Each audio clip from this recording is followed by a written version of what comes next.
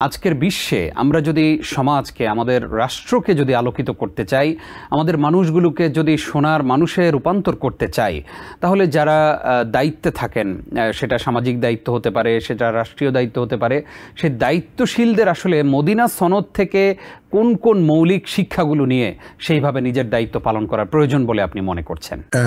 Medina সনদের তো অনেকগুলো বিষয় রয়েছে আসলে।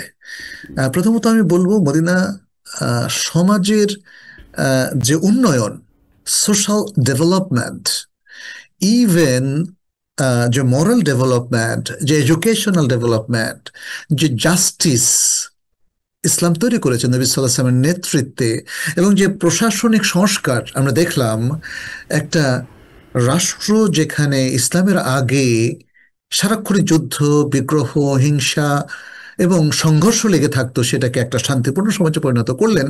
এটা আজকে সারা বিশ্বের জন্য বিস্ময়কর একটা ব্যাপার।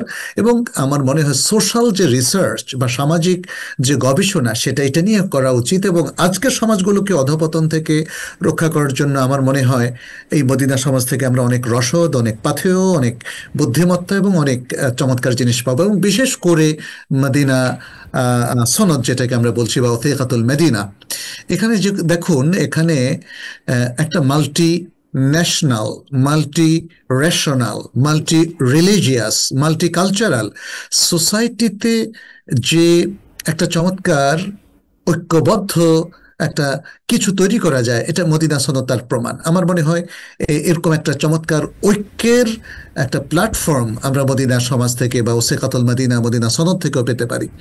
দ্বিতীয় হচ্ছে সমাজের বিভিন্ন পেশাজীবী শ্রেণী এবং সবার প্রতি একটা চমৎকার সুবিচার এবং সুন্দর সহাবস্থান, সেটা মদিনা সনদ থেকে আমরা পেতে পারি। তৃতীয় হচ্ছে মদিনা সনদের সবচেয়ে গুরুত্বপূর্ণ দিক ছিল নবী সাল্লাল্লাহু আলাইহি ওয়াসাল্লামের নেতৃত্ব, এবং তিনি ছিলেন নবী ও রাসূল, শেষ নবী ও শেষ রাসূল। তাহলে তার নেতৃত্বে এখানে কোন ধরনের রাষ্ট্র প্রতিষ্ঠিত হয়েছিল? সেটা হলো ইসলামী রাষ্ট্র। জি, ইসলামী রাষ্ট্র।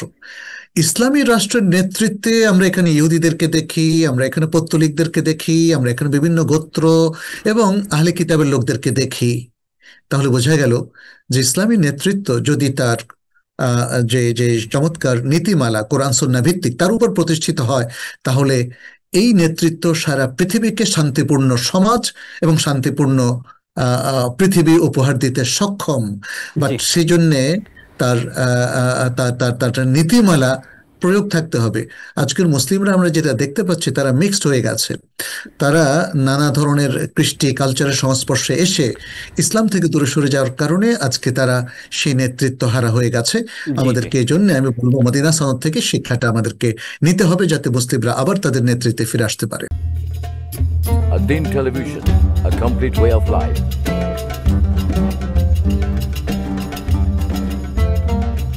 প্রিয় দর্শক, ধন্যবাদ আদ-দ্বীনের সাথে থাকার জন্য। এমন আরো সুন্দর সুন্দর ইসলামিক কন্টেন্ট ও সবশেষ আপডেট পেতে সাবস্ক্রাইব করুন আমাদের ইউটিউব চ্যানেল আদ-দ্বীন এবং পাশের বেল আইকনটি চাপুন। পরবর্তী সকল ভিডিও নোটিফিকেশন পেতে যুক্ত থাকুন আমাদের সোশ্যাল মিডিয়ায়।